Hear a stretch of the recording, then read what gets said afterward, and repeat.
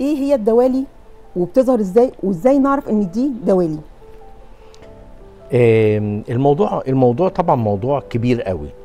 اول حاجة احنا لازم نفرق ما بين الدوالي وما بين الشعيرات.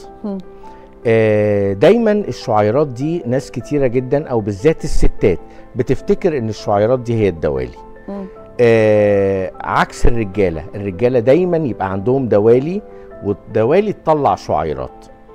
يعني الستات بتبقى عندها شعيرات كمرض لوحده او دوالي لوحدها. مرض لوحده.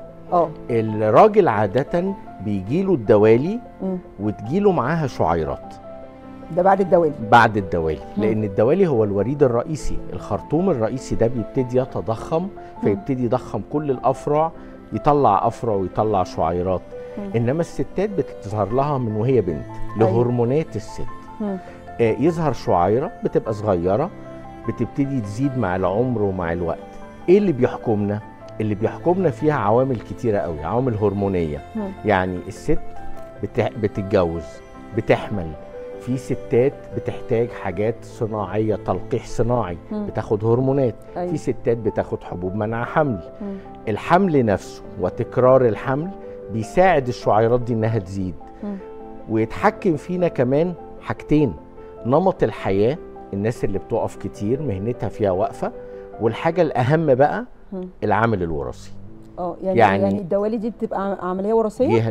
ليها عامل وراثي كبير طبعا. طبعا يعني دايما انت مثلا عندك 2 بيشتغلوا نفس المهنة بيقفوا.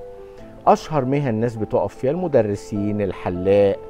الناس دي لو في 2 بيقفوا نفس المدة الزمنية، ال2 هيجي لهم، بس في واحد منهم هتجيله بشكل مكثف. ده اللي عنده العامل الوراثي. فطبعا لازم من الاول بناخد بالنا من الكلام ده.